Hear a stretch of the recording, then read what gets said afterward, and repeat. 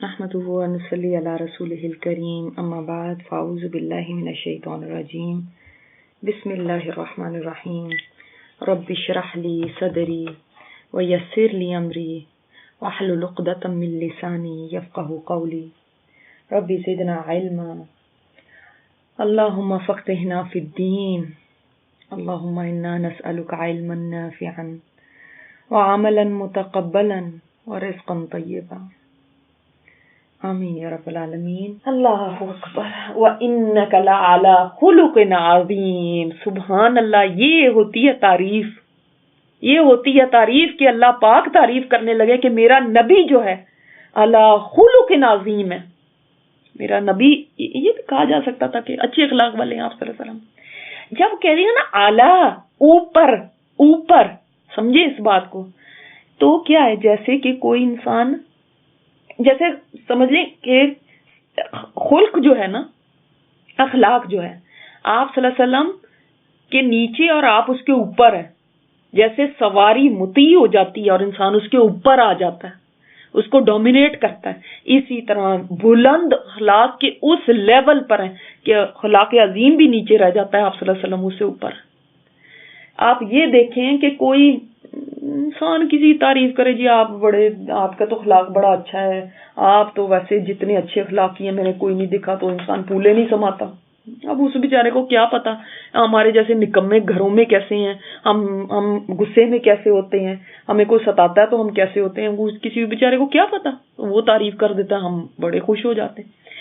اصل تعریف تو وہ ہے کہ اللہ پاک تعریف کر دے، اللہ سبحانہ تعالیٰ فرما دے کہ اے نبی تیرا اخلاق عظیم ہے. اللہ سبحانہ تعالیٰ فرما دے مجھے اور آپ کو کہ آپ لوگ اونچے اخلاق والے لوگ ہو، تب بات بنتی ہے. وہ لوگوں کی تعریفوں کو کیا دیکھنا، ان کو کیا پتا ہے، وہ دن اور رات تو نہیں ہمارے ساتھ رہتے. لیکن اللہ تعالیٰ دن اور رات کی اور ہر 24/7 کی ایکٹیویٹیز کو، اور جو دل کے اندر اٹھنے والی باتیں ہیں ان کو بھی جانتا ہے، جو راز ہیں ان کو بھی جانتا ہے، جو خیالات ہیں ان کو بھی جانتا ہے، جو تھنکنگ ہے اس کو جانتا ہے. جب رب فرما دے کہ آپ اونچے اخلاق پر ہیں تو سوچیں کہ پھر آپ صلی اللہ علیہ وسلم کا اخلاق کیسا ہوگا، کیسا ہوگا آپ کا اخلاق. اور واقعی ہم سیرت میں جیسے دیکھتے ہیں کہ آپ صلی اللہ علیہ وسلم کا اخلاق جو تھا وہ ایگزامپلری اخلاق تھا، اور وہی وہ چیز تھی جو آپ کی دعوت کا، سمجھ لیں کہ سیلنگ پوائنٹ تھی. ایک چیز ہوتی ہے نا، جیسے کوئی پروڈکٹ کوئی بیچ رہا ہوتا ہے تو اس کا کوئی سیلنگ پوائنٹ ہوتا ہے. جیسے مثال کے طور پہ کوئی پروڈکٹ ہے، کوئی صابن ہے، تو جی دیکھیں یہ دھلائی کتنی اچھی کرتا ہے، یہ ایسے کرتا ہے، یہ اس کا سیلنگ پوائنٹ ہے. کوئی چیز ہے وہ ذرا اس کے ساتھ ایک مطلب ایک انعام بھی وہ ساتھ دے رہے ہیں، ایک گفٹ بھی ساتھ دے رہے ہیں، تو وہ اس کا سیلنگ پوائنٹ بن گیا. تو ہر چیز کا ایک ہوتی ہے نا بزنس ٹرم میں، ایک سیلنگ پوائنٹ اس کو کہتے ہیں. نبی علیہ الصلوۃ والسلام کی دعوت میں کون سی چیز تھی جو اس دعوت کو سیلنگ پوائنٹ کہہ سکتے ہیں، یا وہ تو بزنس ٹرم ہے، لیکن جو اس کو بڑھانے والی تھی، جو اس کی افادیت کو کرنے والی تھی، وہ کون سی چیز تھی جس کی وجہ سے اس میں تاثیر آئی تھی، جس کی وجہ سے لوگ امپریس ہوتے تھے اور اس طرف آتے تھے؟ وہ تھی آپ صلی اللہ علیہ وسلم کا اخلاق. آپ صلی اللہ علیہ وسلم کا اخلاق تھا جس کے ذریعے پھر آپ دیکھیں قرآن کو آپ مثال کے طور پہ آپ پیش کرنا چاہتے ہیں، لیکن اگر آپ کا اخلاق ہی نہیں ہے تو قرآن تو کوئی بعد میں سنے گا، وہ پہلے آپ کے پاس تو آئے، وہ پہلے آپ کا برا اخلاق دیکھ کے اگر دور چلا جاتا ہے تو وہ اس بات کو کیسے سنے گا؟ اس بات کو سننے کے لیے جو اٹریکشن ہوگی، جو میگنیٹ ہوگا، جو پاور، یہ جو کشش ہوگی، وہ آپ کا اچھا اخلاق ہوگا. یاد رکھیں، آج ہمارے پاس یہی چیز مسنگ ہے، اس وجہ سے دعویٰ کا کام اس طرح سے افیکٹو نہیں ہے. اس امت میں بہت سارے لوگ ہیں، نماز پڑھنے والے، روزہ رکھنے والے ہیں، قرآن پڑھنے والے ہیں، کلاسز لینے والے ہیں، مگر اخلاق نہیں ہے. آپ صلی اللہ علیہ وسلم نے تو فرمایا جو اللہ اور یوم آخرت پر ایمان رکھتا اس کو تو چاہیے کہ اچھی بات کہے یا چپ رہے، یا چپ رہو، بولو ہی نہ. پھر تو آج اخلاق کے تو جنازے نکل چکے ہیں. آج ہم کیسے دوسروں تک پہنچائیں بات، جبکہ ہمارے پاس اخلاق نام کی چیز ہی نہیں، وہ میگنیٹ ہی نہیں ہے ہمارے پاس جس سے اٹریکشن ہو. اسی لیے آج ہمارے ہی مسلمان لوگ کہتے ہیں کہ میں کسی عیسائی کے ساتھ، یہودی کے ساتھ ڈیل کر لوں گی، مسلمان کے ساتھ نہیں کرنی، اس سے بزنس نہیں کرنا، اس کے پاس نہیں جانا، اس کی دکان پہ نہیں جانا، ضرور ہیرا پھیری کرے گا، ضرور جھوٹ بولے گا، ضرور مجھے دھوکہ دے گا. ان کے اندر ایسی کیا بات ہوئی؟ ان کا تو عقیدہ بھی صحیح نہیں ہے. یہ بتائیں ان کے پاس کون سی سیلنگ پوائنٹ، جس کو میں نے کہا کون سا وہ میگنیٹ ان کے پاس ہے کہ جو ہم دوڑے ان کے پاس جاتے ہیں. اچھا اخلاق، ان کی ڈیلنگ، ان کی سچائی، ان کی ایمانداری، ان کا یہ جو مطلب کسی کے ساتھ نرمی رحم کا معاملہ، آج پوری دنیا میں چرچا ہے نیوزی لینڈ کے لوگوں کا. کیوں؟ ان کی پرائم منسٹر کا. کیوں؟ ہم نے تو نہیں عقیدہ کھول کے دیکھا ان کا، ہم ان کے عقیدے کی تو بات ہی نہیں ہے. ہم نے کیا دیکھا؟ ان کا اخلاق. ان کے اخلاق نے ہمیں متاثر کیا. ہم نے کہا یہ بڑے عظیم لوگ ہیں، یہ بڑی عظیم قوم ہے. تو کیا نظر آیا؟ انہوں نے تو کتابیں لے کے ہمیں تبلیغیں نہیں کی، نہ کوئی لیکچر دیے، کوئی درس نہیں دیے. اب کوئی لوگ ان کی طرف اٹریکٹ ہوں گے تو ان کے اخلاق کی وجہ سے ہوں گے نا. یہ اخلاق بہت بڑی چیز ہے، اس سے انسان لوگوں کو دور بھی کر سکتا ہے اور قریب بھی کر سکتا ہے. اب جب اللہ تعالیٰ یہ فرما دیں کسی کو کہ آپ بلند اخلاق پہ ہیں تو یہ بہت بڑی بات ہے. یہ ایسے ہی ہے جیسے کہ مثلا مثال تو نہیں دی جا سکتی اللہ تعالیٰ کے ساتھ کسی، مگر دیکھیں مثلا لوگ آپس کے اندر ایک دوسرے کو اسٹوڈنٹس اچھا کہتے رہیں، لیکن جب ٹیچر شاباش دے اور کہے شاباش آپ نے سب سے اچھا کیریکٹر دکھایا، تو اس کی بات ہی کچھ اور ہوتی ہے، وہ شاباشی میں مزہ ہی کچھ اور ہوتا ہے. یہاں پہ اللہ تعالیٰ رب کائنات جس کی خاطر آپ صلی اللہ علیہ وسلم سب کچھ سہ رہے ہیں، وہ رب بول رہا ہے کہ اے نبی آپ کا اخلاق تو عظیم ہے. کوئی کچھ بھی کہتا رہے، آپ اللہ تعالیٰ گواہی دے رہا ہے. اب دیکھیں اخلاق کی جہاں بات آتی ہے، آپ صلی اللہ علیہ وسلم نے فرمایا، خود تو آپ کا اخلاق اتنا عظیم تھا، آپ نے فرمایا کہ قیامت کے دن میرے سے سب سے زیادہ نزدیک اور مجھے سب سے زیادہ محبوب ہوا جس کا اخلاق اچھا ہو، اور سب سے زیادہ مجھ سے دور وہ ہوگا جو بےہودہ باتیں کرنے والا، زبان درازیاں کرنے والا اور متکبر ہو. دیکھ لیں، زبان درازی، بےہودہ باتیں، زبان درازیاں. دیکھیں زبان درازی سمجھتے ہیں نا، بدتمیزیاں، زبان چلانا، بحثیں کرنا، یہ وہ چیزیں جو اللہ تعالیٰ کو پسند نہیں ہیں. دیکھیں آپ نے فرمایا اس نے اخلاق سے بڑی کوئی نیکی نہیں ہوگی، اور اللہ تعالیٰ فحش کلام اور بد زبان جو ہوتا ہے اس سے بغض رکھتا ہے. اگر ہماری زبان کے اندر گالیاں، فضول قسم کی ورڈز ہم یوز کرتے ہیں، یا بد زبانی ہے، بدتمیزی پہ اتر آتے ہیں دوسرے کے ساتھ بات کرتے ہیں. اب بدتمیزی ویسے تو نہیں پتہ چلتی، اب دیکھیں دوسرا آپ سے نائس ہے، اچھی طرح بات کر رہا ہے، کچھ لوگ تو اس میں بھی بدتمیز ہو جاتے ہیں، وہ تو انتہا پہ ہی پہنچ جاتے ہیں، لیکن اکثر ان کے ساتھ ہم ٹھیک رہتے ہیں.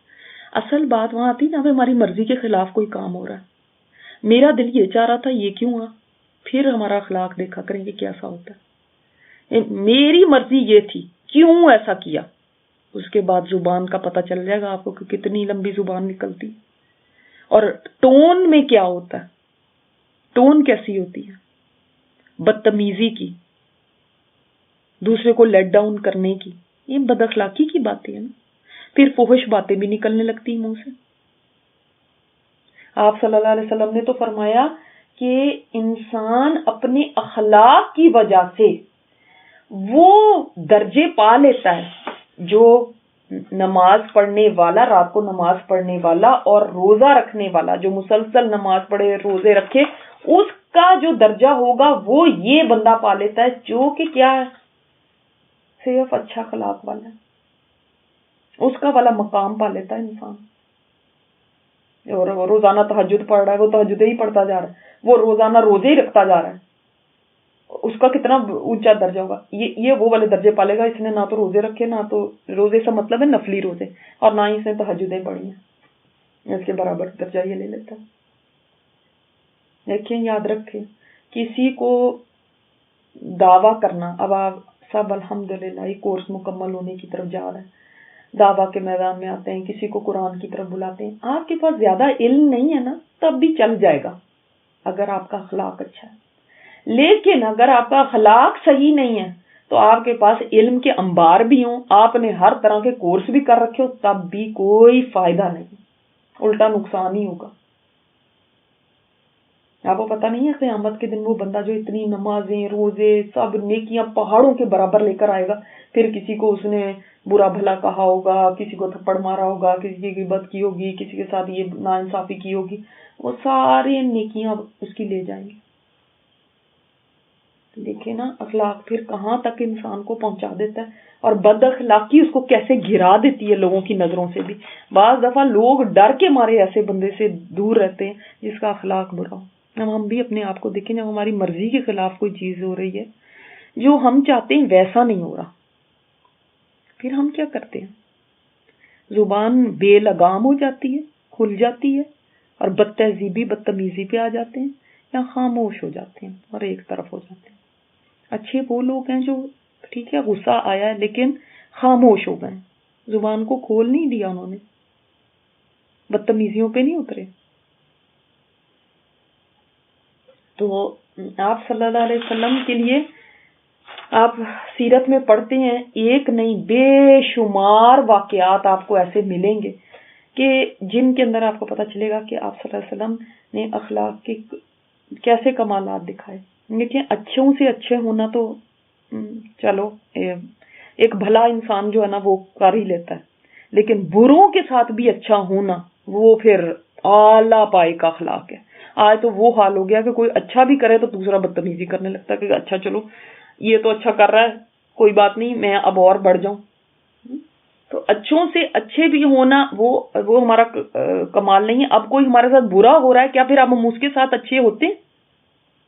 یا اس وقت تک صرف اچھے ہوتے ہیں جب تک وہ اچھا ہے۔ اور آپ صلی اللہ علیہ وسلم سے کسی نے پوچھا کہ وہ کون سا کام ہے جس کی وجہ سے سب سے زیادہ لوگ جنت میں جائیں گے؟ آپ بھی جاننا چاہتے ہیں وہ کام کون سا کام ہے جس سے سب سے زیادہ لوگ جنت میں جائیں گے؟ وہ فرمایا تقوی اور اچھا اخلاق۔ اور اچھا اخلاق یہ مطلب نہیں ہے اچھے اخلاق کا کہ بس لوگوں کی ہاں میں ہاں ملاتے جائیں، وہ کوئی الٹا سیدھا بھی بول رہے ہیں ہم نے کہنا ہاں جی بڑا، اور نہ ہی اچھا اخلاق ڈبل فیس ہونا ہے کہ جو ان کے سامنے تو آپ بڑے اچھے طرح تھے اور جو ہی وہ گیا اس کے بعد بالکل الٹ گئے، اسی کی برائیاں، وہ تو ایسا وہ تو ویسا۔ یہ کوئی اچھا اخلاق نہیں ہے۔ کیا آپ صلی اللہ علیہ وسلم ایسے ہی تھے؟ عبداللہ بن مبارک نے اچھے اخلاق کی تعریف کی ہے کہ لوگوں سے ہنستے مسکراتے، خندہ پیشانی سے ملنا، نیکی کو پھیلانا، برے کاموں سے باز رہنا۔ اب اگر آپ صلی اللہ علیہ وسلم کی مجلس میں ہم بھی شامل ہونا چاہتے ہیں قیامت کے دن اور ان سے نزدیک ہونا چاہتے ہیں تو اپنے اخلاق کو ضرور چیک کریں، میرا اخلاق کیا ہے۔ حضرت انس نے آپ صلی اللہ علیہ وسلم کی جو 10 سال خدمت کی تھی اور کیا فرمایا تھا کہ آپ نے کبھی مجھ سے اف تک نہیں کہا، کبھی کوئی تانا نہیں دیتے تھے کسی کو۔ ہم تو اپنے بچوں کو ہی تانے دے دے کے ختم کر دیتے ہیں، ان سے ہی ہم تانوں کے ساتھ بات کرتے ہیں، طنز کے تیر برساتے ہیں۔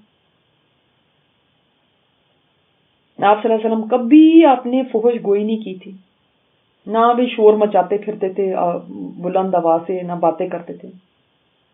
اب ہم اپنی والیومز کو بھی چیک کریں، سورہ لقمان میں پڑھا تھا نا ہم نے، ایسی اونچی آواز کس کی ہوتی ہے کہ چیختے پھر رہے ہیں، چلاتے پھر رہے ہیں، اور معاف کر دیتے تھے، درگزر فرماتے تھے، برائی کا جواب برائی سے نہیں دیتے تھے۔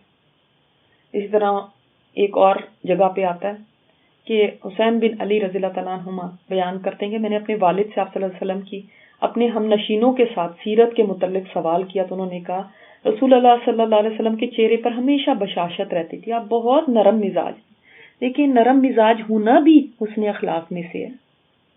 یہ سختیاں جو ہے نا، یہ سخت ہم بن بن کے اپنے آپ کو دکھائیں کہ اس سے میرا روب رہے گا۔ آپ صلی اللہ علیہ وسلم نے فرمایا کہ نرمی سے جو کام ہو سکتا ہے وہ سختی سے نہیں ہو سکتا۔ آپ سے بات کرنا بہت سہل تھا، بہت آسان تھا آپ سے بات کرنا. ایسے نہیں کہ اوہو یہ کیا بڑی چیزیں، ان سے کون بات کرے، لوگ تھر تھر کانپ رہے ہوں اور یہ تو اللہ کے رسول ہیں اور ہم کیا کریں. ایسے نہیں تھے. اس کا مطلب ہے آپ صلی اللہ علیہ وسلم ایزی گوئنگ تھے، لوگوں کے لیے آسان تھے. بعض دفعہ ہم دین پڑھ لیتے ہیں، اللہ اکبر، کیا ہمیں ہو جاتا ہے کہ بس لوگوں کو ڈر لگتا ہے ہماری مجلسوں میں بیٹھتے ہوئے بھی. اب ہمیں دیکھیں گے، کہیں گے آپ کی شلوار کیوں اونچی ہے، آپ کا دوپٹہ صحیح کیوں نہیں ہے، آپ نے یہ کیوں پہنا ہوا ہے، آپ یہ کیوں کر رہی ہیں، آپ ایسے کیوں کھا رہی ہیں. یعنی بس ہم نے دین کیا پڑھ لیا، ہم تو ایک وہ بن گئے کہ داروغے لوگوں کے اوپر مسلط ہو گئے. کسی کو امر بالمعروف کرنا ہے، نہیں انل منکر کرنا، تو اس کی بھی کوئی حکمت ہوتی ہے یا نہیں؟ یا لوگوں کا جینا ہی حرام کر دیں ہم؟ گھر والے بھی تنگ آ جاتے ہیں کہ یہ تو نہ ہی پڑھتے تھے تو اچھا تھا، اگر سارا وقت ہم فتوے لگاتے رہتے ہیں، وہ غلط وہ غلط وہ غلط. ہم تو چوکی دار بن کے رہ گئے سب کے. یہ اخلاق ہے پھر؟ تو آپ صلی اللہ علیہ وسلم سہل تھے لوگوں کے لیے، مشکل نہیں تھے. تو سہل بنے، ایزی. ہم میں سے کوئی بھی، کوئی بڑا آلہ، کوئی بہت بڑی ٹیچر یا کچھ بن بھی جاتے ہیں، کوئی بڑی عالمہ بن بھی جاتے ہیں، تو ایسے اپنے آپ کو نہ سمجھنے لگے کہ میں پتہ نہیں کیا چیز بن گئی ہوں کہ لوگ مجھ سے بات ہی نہ کر پائیں. آپ کو وہ حدیث پتہ بھی ہوگی کہ وہ جو ایک لڑکا آیا تھا اور اس نے آپ صلی اللہ علیہ وسلم سے پوچھا تھا مجھے زنا کی اجازت دے دیں. اب اس سے کیا نہیں امیجن کہ کوئی اس طرح کی بات آپ صلی اللہ علیہ وسلم سے آگے کر سکتا ہے. اسی سے پتہ چلتا ہے آپ کتنے ایزی ہوں گے کہ کوئی یہ بات کہہ سکے. وہی آج ہم سے بھی نہیں آگے کہہ سکتا ایسی بات. اور پھر فرمایا آپ بدمزاج اور سخت دل نہیں تھے، نہ بری گفتگو کرنے والے تھے، نہ لوگوں کے عیب بیان کرتے تھے. سبحان اللہ، یہ فلاں ایسے، یہ ایسے، وہ ایسے. نہ بخل کرتے تھے، فضول باتوں کی طرف توجہ نہیں دیتے تھے. یعنی اگنور کرنا بھی کبھی سیکھنا چاہیے. یہ نہیں کہ بس ہر وقت ایک جیسے وہ میگنیفائنگ گلاس لے کے ہم دیکھ رہے ہیں، چیکنگ کر رہے ہیں کہ کیا ہو رہا ہے، اور بس جلدی سے بات کو ہم پکڑ لیں تبھی تو ہمارا دین مکمل ہوگا. یا ہم لوگوں کو بس ہر وقت ان کی اصلاح ہم نے کرنی ہے. تو اس مشن کے اوپر ہم نکلے ہوئے. اب بس اپنے تو عیب کچھ نظر آتے نہیں ہیں، لوگوں کے سب کے نظر آ رہے ہیں. اللہ اکبر، اللہ ہمیں برے اخلاق سے محفوظ رکھے. اور نہ بخل کرتے تھے، فضول باتوں کی طرف توجہ نہیں کرتے تھے. جو شخص آپ کے پاس کوئی امید لے کے آتا آپ اس کو کبھی مایوس نہیں کرتے تھے. نو نہیں کبھی کہی تھی آپ صلی اللہ علیہ وسلم نے کہ نہیں میں نے یہ نہیں دینا یا نہیں کرنا تمہارا کام. جو امید سے آتا تھا نا کہ وہ ہوپ فل ہوتا ہے تو اس کو مایوس نہیں کرتے تھے، کسی کو نامراد نہیں کرتے تھے. آپ نے اپنے لیے 3 چیزوں کو چھوڑ دیا تھا. آپ بحث و تکرار نہیں کرتے تھے.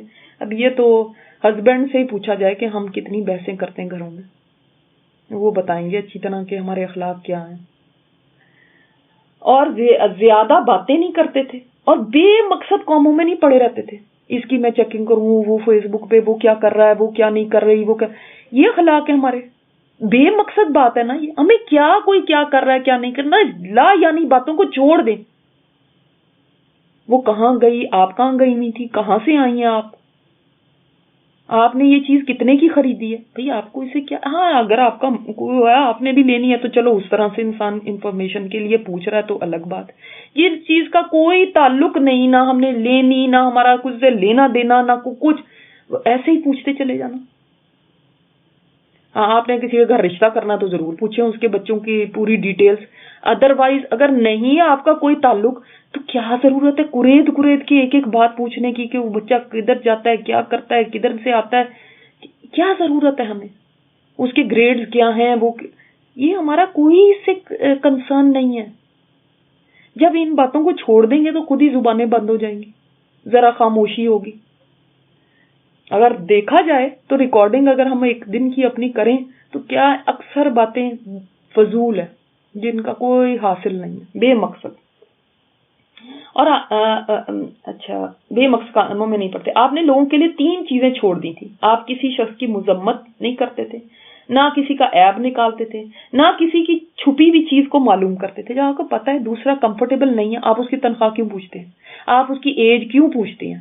آپ کو پتا ہے کہ دوسرا نہیں کمفرٹیبل ہوگا بتانے میں، آپ اس کی کوئی ایسی باتیں کیوں پوچھتے ہیں کہ آپ کو لگتا ہے کہ یہ پتہ نہیں بتانا چاہے بھی یا نہیں چاہتے ہیں آپ کے وہ جھوٹ بولے.